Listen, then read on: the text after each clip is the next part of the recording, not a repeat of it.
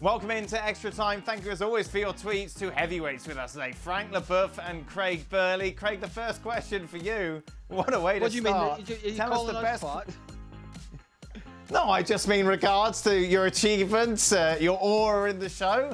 Very much, headliners, I would suggest. Hold on. Craig, What's this try to be? Somebody told you have to try to be nice to Frank and I, or what? What is it? I don't know. I didn't preempt it. It was just the first thing that came out of my mouth. I know, but I bet you're phoning our boss after the show and say, I don't really like working with those two. You know what I mean? It's like, can't we do any better? Can't we do any better? Leave that to Sevi. Leave it to Sevi. Right, Craig, tell us the best quality of Frank. Wow. Wow. But he was very quiet.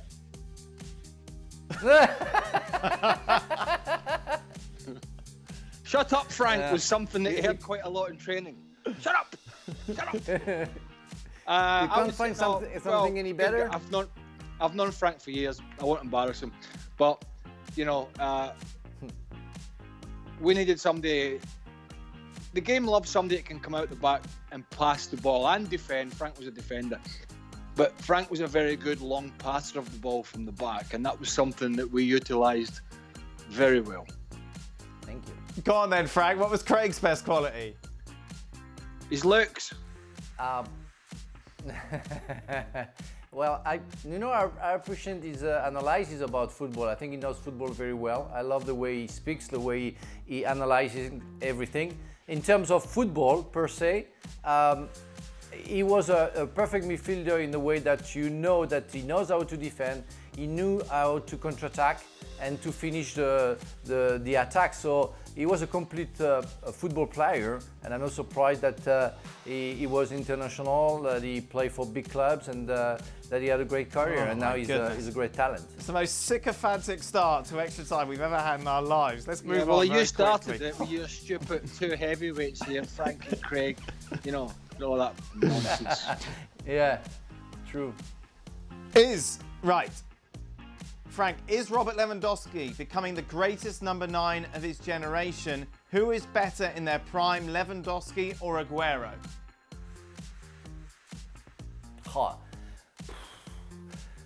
They are completely different players. Hard to compare. Two fantastic players.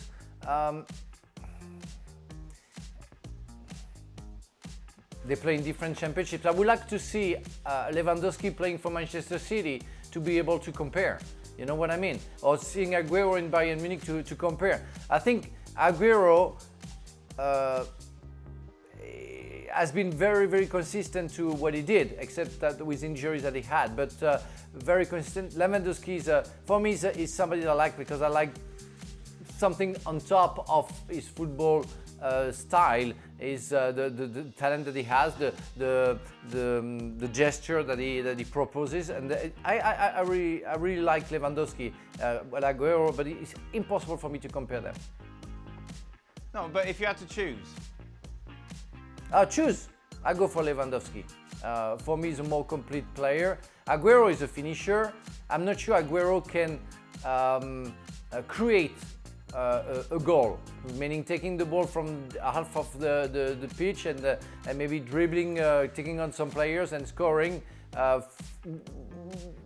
Lewandowski seems to have something else, and it's why I prefer Lewandowski. Craig? Yeah, I love them both, obviously, to watch.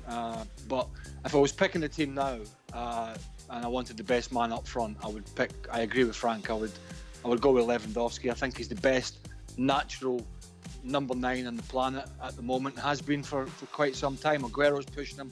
Harry Kane has come into the fore for sure over the last couple of years, up until his injury there. But we're not talking about Harry Kane. It's only Lewandowski or Aguero. Just those two. Sorry? Yeah, no. It's only Lewandowski or Aguero. Dafty. Right, good. You'd have to keep going. It's fine. Next question. Frank. I didn't know you were directing. Who is the most important? That's all right. Who is the most important player to Chelsea, Frank? Drogba, Terry or Lampard?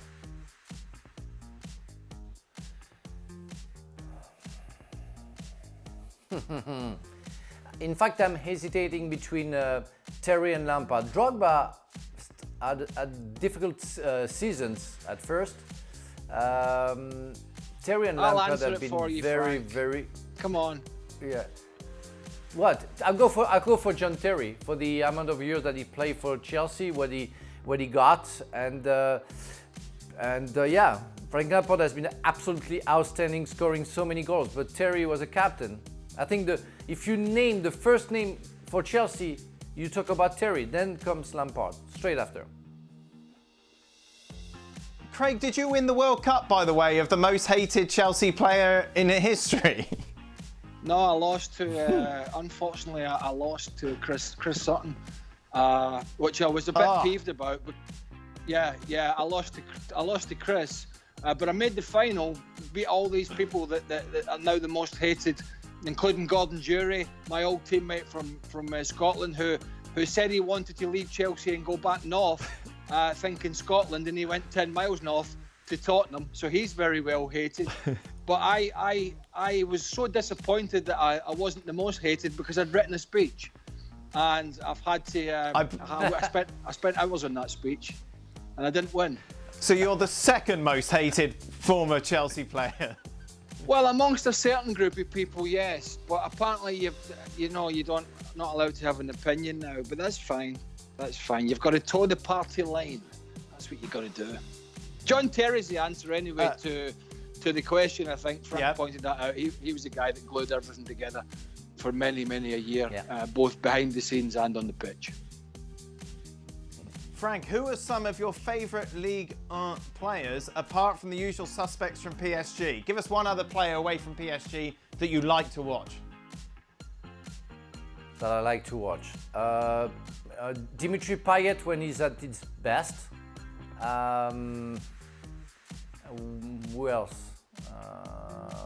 I'm looking for.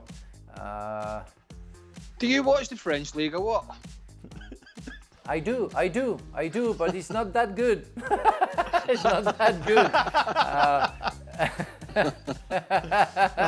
And you have players that I like, but